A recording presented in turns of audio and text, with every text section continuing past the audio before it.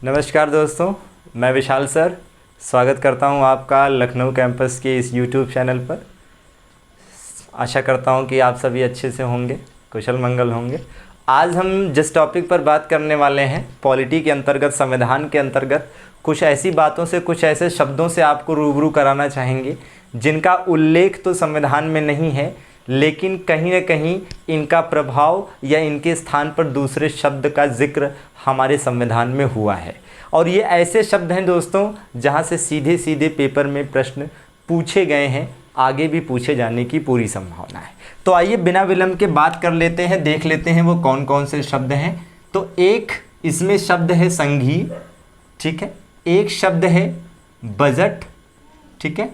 एक शब्द है दास्ता और एक शब्द है बेगारी।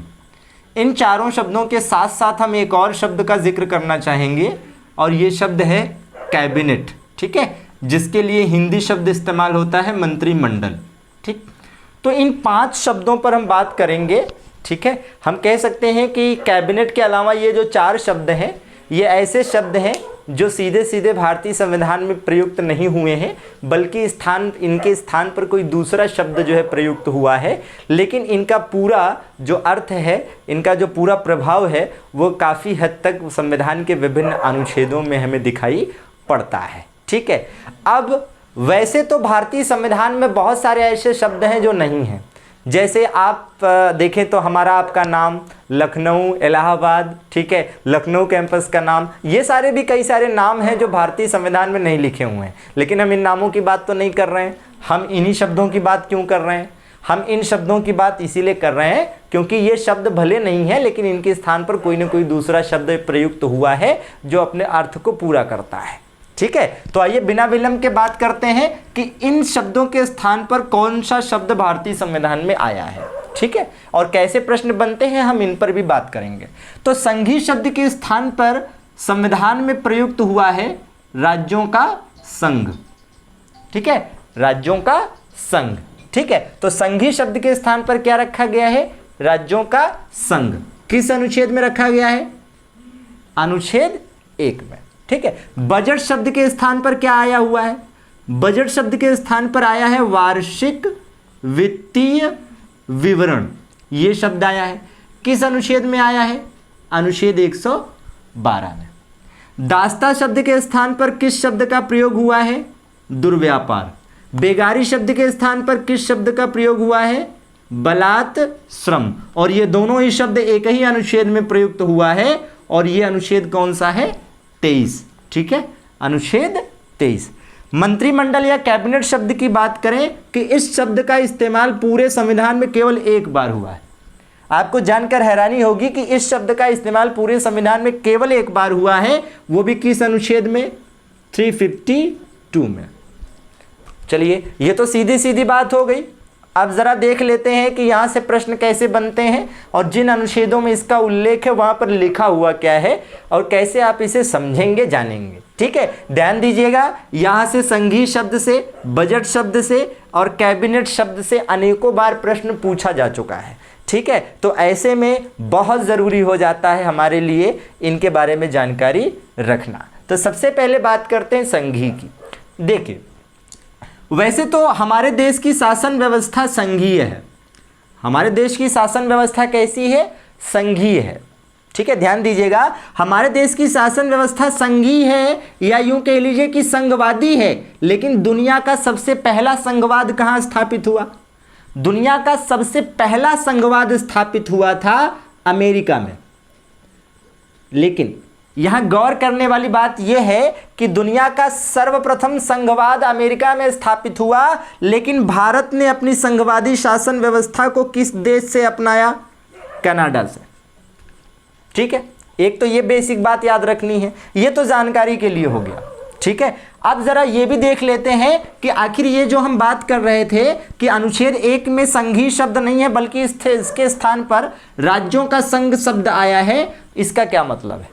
एक्चुअली में अनुच्छेद 1 अगर आप ध्यान से पढ़ें तो अनुच्छेद 1 में आप लिखा पाएंगे कि भारत अर्थात इंडिया राज्यों का संघ होगा, अर्थात India that is Bharat will be union of state, मतलब अनुच्छेद 1 में लिखा है कि भारत, जिसे हम इंडिया भी कह सकते हैं, ये राज्यों का संघ होगा। ठीक है, तो संघीय शब्द नहीं आया है, लेकिन आप यहां देख सकते हैं संघ शब्द आया है। कुछ लोग बड़े कंफ्यूज होते हैं कि सर संघ शब्द तो लिखा है ना, तो फिर ऐसा क्यों कहते हैं कि संघीय शब्द नहीं आया है। देखो भैया, जब इसकी हम इंग्लिश करेंगे तो आपको बेहतर समझ में आएगा। संघीय की इंग्लिश होती है फेडरल, संघीय की इंग्लिश होती है फेडरल, और संघ की इंग्लिश होती है यूनियन। अब बताइए, अब तो आपको समझ में आएगा ना कि काफी अंतर है, क्योंकि फेडरल शब्द अलग है, यूनियन शब्द अलग है। यहां पर संघीय शब्द और संघ शब्द में लग रहा था कि नहीं, संघ से ही तो संघीय बना है। ठीक है, तो ये चीज ध्यान रखना है, संघीय शब्द नहीं है, बल्कि उसके स्थान पर राज्यों का संघ शब्द आया है, जो कि संविधान द्वारा सृजित है और इसे समाप्त नहीं किया जा सकता। और भारत को राज्यों का संघ कहने का एक तात्पर्य यह भी है कि भारत में राज्यों को संघ से पृथक होने की, अलग होने की आजादी नहीं है। ठीक है, और भारत में सशक्त केंद्रीय व्यवस्था है। यह अमेरिकी संघीय व्यवस्था की तरह कहीं से भी राज्यों के बीच आपसी समझौते का परिणाम नहीं है। ठीक है, चलिए दूसरे पर आते हैं। बजट। बजट शब्द भी संविधान में नहीं आया है, इसके स्थान पर वार्षिक वित्तीय विवरण शब्द का इस्तेमाल हुआ है। अनुच्छेद 112 में लिखा है कि राष्ट्रपति का यह कर्तव्य है कि वह संसद के दोनों सदनों के समक्ष उस वर्ष का वार्षिक वित्तीय विवरण रखवाए।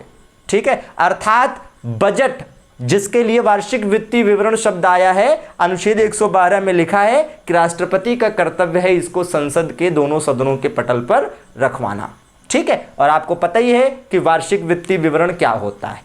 पूरे वित्तीय वर्ष के लिए सरकार के खर्चों का जो ब्यौरा होता है उसी को वार्षिक वित्तीय विवरण कह सकते हैं। और जो वित्तीय वर्ष है ये कब से शुरू होता है?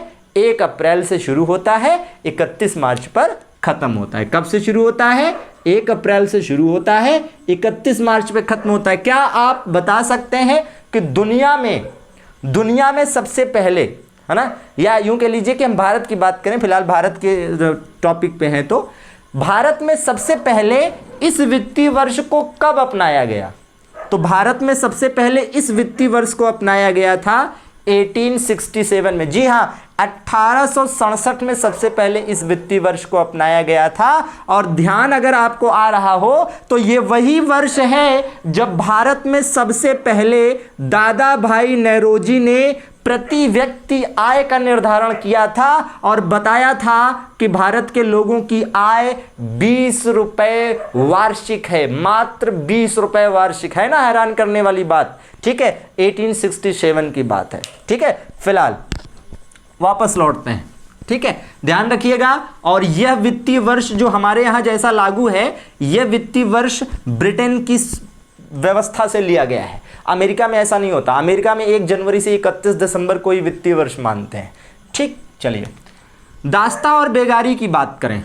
अब देखिए, दास्ता अगर आप जानते हो थोड़ा सा, तो दास्ता हमारे देश में वैदिक काल में शुरू हुई, है ना, और दास्ता लंबे समय तक चलती रही। फाइनली दास्ता को, है ना, लॉर्ड एलिनबरो के समय में 1843 में बैन किया गया, या यूं कह लीजिए, सॉरी बैन न कह के कहें कि उन्मूलन किया गया, क्योंकि बैन तो 1833 में कर दिया गया था दास्ता को, लेकिन इसका पूर्ण खात्मा 1843 में लॉर्ड एलिनबरो के समय में हो पाया। ठीक है, दास्ता शब्द के लिए संविधान में दुर्व्यापार, मतलब मानव का गलत व्यापार नहीं किया जाएगा, इसकी खरीद फरोख्त नहीं की जाएगी। ठीक है, बेचा खरीदा नहीं जाएगा। दूसरी शब्द है बेगारी। बेगारी शब्द के लिए मौर्य काल में और गुप्त काल में एक शब्द प्रयुक्त होता था, विष्टि। विष्टि शब्द प्रयुक्त होता था। तो बेगारी का मतलब आप देखिए, बलात् श्रम, मतलब किसी से बलात् का मतलब बलपूर्वक श्रम नहीं कराया जाएगा। और बेगारी का मतलब, बलात् श्रम का मतलब यह होता है कि किसी से बलपूर्वक काम करा लेना और उसके बदले में उसे पारिश्रमिक ना देना। ठीक है, मजदूरी ना देना। ठीक है, तो आर्टिकल 23 में लिखा हुआ है, क्या लिखा है? मानव के दुर्व्यापार तथा बलात् श्रम का निषेध, मतलब मानव का गलत तरीके से व्यापार और उसे बलात् श्रम नहीं कराया जा सकता। यही नहीं दोस्तों, इस व्यवस्था को न केवल अपनाया गया है, बल्कि बकायदा इसके लिए हमारे देश की संसद में 1976 में एक कानून पारित हुआ, और वो कानून था बंधुआ मजदूर उन्मूलन अधिनियम। इस अधिनियम के तहत बाकायदा दास्ता और बेगारी को गैर कानूनी हमारे देश में घोषित किया गया और इसे दंडनीय अपराध भी बनाया गया। ठीक है, चलिए अब हम लास्ट बात कर लेते हैं कैबिनेट शब्द की। आर्टिकल 352 के तहत आपातकाल लगता है। अब आप में से कुछ लोग सोचेंगे सर आपातकाल का कैबिनेट से क्या लेना देना है, तो भैया लेना देना है। ठीक है, देखो आप पहले तो ये समझ लो, कुछ लोग सोच रहे होंगे ऐसे कैसे, मंत्रिमंडल तो बहुत जगहों पे हमने देखा है। तो देखो भैया मंत्रिमंडल शब्द नहीं, आपने मंत्रिपरिषद शब्द देखा होगा, पहले तो ये समझ लो। और मंत्रिपरिषद हमारे देश में दो प्रकार की होती है, कह सकते हैं, एक केंद्र की मंत्रिपरिषद और दूसरी राज्य की मंत्रिपरिषद। केंद्र की मंत्रिपरिषद जैसे मोदी मंत्रिपरिषद, मोदी जी की मंत्रिपरिषद, और राज्य की मंत्रिपरिषद जैसे योगी जी की मंत्रिपरिषद। ठीक है, तो केंद्र की मंत्रिपरिषद और राज्य की मंत्रिपरिषद होती है, इसका उल्लेख आपको मिल जाएगा अनुच्छेद 74 में भी और अनुच्छेद 75 में भी। ठीक, उसी तरह से इसका उल्लेख आपको अनुच्छेद 163 में और अनुच्छेद 164 में मिल जाएगा। लेकिन ध्यान रहे इन अनुच्छेदों में आपको मंत्रिपरिषद शब्द का उल्लेख मिलता है, मंत्रिमंडल का नहीं। अब आप कहेंगे सर ये क्या बात हुई, तो देखो भैया मंत्रिपरिषद में 3 प्रकार के मंत्री आते हैं। एक पहला होता है कैबिनेट स्तर का मंत्री जो अपने मंत्रालय का अध्यक्ष भी होता है। दूसरा कैबिनेट मंत्री की सहायता के लिए होते हैं राज्य मंत्री, और तीसरा राज्य मंत्री की सहायता के लिए होते हैं उप मंत्री। बात क्लियर समझ में आई? अब यह भी ध्यान रखिए कि संविधान के किसी अनुच्छेद में लिखा नहीं है कि मंत्रिपरिषद में 3 स्तर के मंत्री होंगे, कैबिनेट मंत्री, राज्य मंत्री और उप मंत्री, ना, बिल्कुल नहीं लिखा। संसद द्वारा बनाए गए नियमों में इनका उल्लेख है कि मंत्रिपरिषद में कितने स्तर के मंत्री होंगे और कौन होंगे। क्लियर बात? तो इन अनुच्छेदों में मंत्रिपरिषद शब्द का जिक्र मिलता है, ना कि कैबिनेट शब्द का या मंत्रिमंडल शब्द का। कैबिनेट शब्द का या मंत्रिमंडल शब्द का जिक्र जो है ना, ये जो कैबिनेट शब्द है या ये मंत्रिमंडल शब्द है, इसका जिक्र अनुच्छेद 352 में आया है। और 352 में क्या लिखा है सुनिएगा। 352 में लिखा है कि राष्ट्रपति द्वारा आपातकाल की घोषणा, कान खोलकर बिल्कुल सुनिएगा और याद रखिएगा, राष्ट्रपति द्वारा आपातकाल की घोषणा कैबिनेट या मंत्रिमंडल की लिखित सहमति पर ही की जा सकती है। लिखित सहमति पर ही की जा सकती है। आई बात समझ में? राष्ट्रपति द्वारा आपातकाल की घोषणा कैबिनेट या मंत्रिमंडल की लिखित सहमति पर ही की जा सकती है। और यह प्रावधान पहले नहीं था, यह प्रावधान जोड़ा गया 44वें संविधान संशोधन द्वारा 1978 में। 44वें संविधान संशोधन द्वारा 1978 में, पहले यह कैबिनेट शब्द 1978 से पहले था नहीं, मतलब 1978 से पहले कैबिनेट शब्द भी नहीं था संविधान में। दरअसल में हुआ यह था कि याद करिए 1975 का आपातकाल, 1975 में जो आपातकाल लगा था वो इंदिरा गांधी की मनमानी थी, इसको पूरा देश मानता है। और 1975 में जो इंदिरा गांधी के समय में आपातकाल लगा, उसमें क्या था? उसमें यह था कि आधी रात को, है ना, उस समय के राष्ट्रपति फखरुद्दीन अली अहमद से आपातकाल की घोषणा कराई गई। और अगले दिन सुबह जब, है ना, इंदिरा गांधी के अपने मंत्रियों से पूछा गया तो उन्हें पता ही नहीं था कि आपातकाल लगा है। मतलब इंदिरा गांधी का एक तरह से अकेले का फैसला था कि आपातकाल लगाया जाए। तो इस तरह से हमारे देश में संविधान का दुरुपयोग ना हो कि एक अकेला व्यक्ति, एक अकेला प्रधानमंत्री कह दे कि आपातकाल लगा दो तो राष्ट्रपति आपातकाल लगा दे। आपातकाल कोई मजाक बात थोड़े ना है। जनजीवन अस्त व्यस्त हो जाता है, और लॉकडाउन में कितना अस्त व्यस्त हुआ ये तो आप देख ही रहे हैं। लॉकडाउन से इंसान इतना परेशान है, तो आप सोचिए कि आपातकालीन परिस्थितियों में इंसान कैसे अपना गुजर बसर किया होगा उस समय। ठीक है, तो इसीलिए 1978 में यह प्रावधान लाया गया कि जब तक मंत्रिमंडल, अब मंत्रिमंडल में अकेले प्रधानमंत्री नहीं आता है, प्रधानमंत्री के साथ साथ और भी कैबिनेट स्तर के मंत्रीगण आते हैं, तो जब तक पूरा मंत्रिमंडल लिखित रूप में सहमति ना दे दे, तब तक राष्ट्रपति आपातकाल नहीं लगा सकता। ठीक है, तो ये रही आज की, है ना, इस सेशन की प्रमुख बातें जो हमने आपसे शेयर की, है ना। संघीय शब्द, बजट शब्द, दास्ता शब्द, बेगारी शब्द और कैबिनेट शब्द। आशा करते हैं कि ये शब्द आपको याद हुए होंगे और आपको इस वीडियो के माध्यम से काफ़ी कुछ नया मिला होगा और यहाँ से एग्ज़ाम में प्रश्न भी आते हैं और आगे भी आएंगे। और आशा करते हैं कि अगर आपने ध्यान से सुना होगा तो आप, है ना, ज़रूर क्वेश्चन अटेम्प्ट कर पाएंगे। और इस आधार पर हम यही केवल प्रॉमिस कर सकते हैं आपसे कि आने वाले समय में भी हम इस तरह के वीडियोस लाते रहेंगे, इस तरह के जानकारियां आपसे शेयर करते रहेंगे। इसके लिए कुछ नहीं करना है, इस चैनल को लाइक करिए, सब्सक्राइब करिए और दोस्तों के बीच शेयर करिए। इस चैनल से जुड़े रहिए। फिर मुलाकात होगी अगले सेशन में, तब तक के लिए थैंक यू।